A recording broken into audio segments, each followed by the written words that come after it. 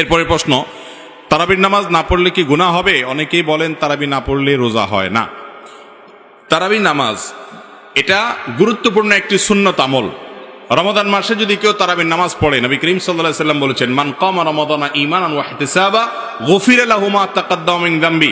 যে ব্যক্তি রমজানের রাতের বেলা দাঁড়িয়ে তারাবির নামাজ আদায় করবে, তার পেছনের সমস্ত গুনাহ খাতা আল্লাহ তাআলা মাফ করে দিবেন। অতএব তারাবি নামাজ পড়তে চেষ্টা করা উচিত।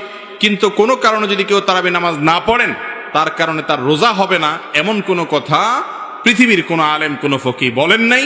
অতএব যদি কেউ তারাবি পড়তে নাও পারেন, রোজা তাকে অবশ্যই রাখতে হবে।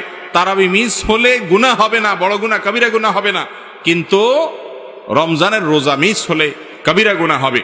অতএব তারাবি নামাজ এটা আমাদের আদায় করা উচিত। এটা যদি ছুটে যায় কোনো কারণে, হঠাৎ কোনো একদিন একা একা পড়ে নেব। আর যদি অসুস্থতার কারণে শরীর খারাপ লাগে, পড়লামই না, একদিন মাত দিলাম হঠাৎ করে, তাহলে ইনশাআল্লাহ বড় কোনো গুনাহ হবে না বা গুনাহ হবে না। কিন্তু অলসতা করে যদি আমি বাদ দেই, তাহলে সেটা অবশ্যই ক্ষতির কারণ।